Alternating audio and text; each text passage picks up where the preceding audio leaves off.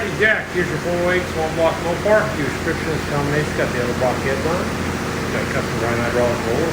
Actually got Jesel on this for you, endurance wise. Edelbrock manifold, beam car rear. Got your Jones front end on it. Really nice setup. Milodon Pan. We'll go in there and make a run. See what it does. Stay tuned.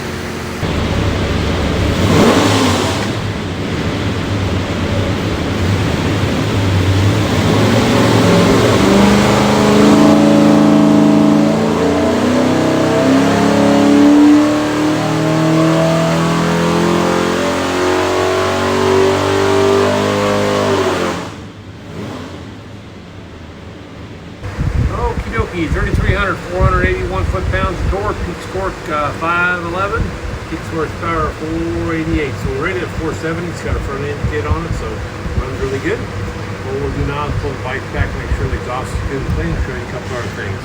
See your engine, find this thing looks like credit cards, USB cards, full of technical information. Engine build specs, a lot of tech stuff, how to recommend plug in and watch it.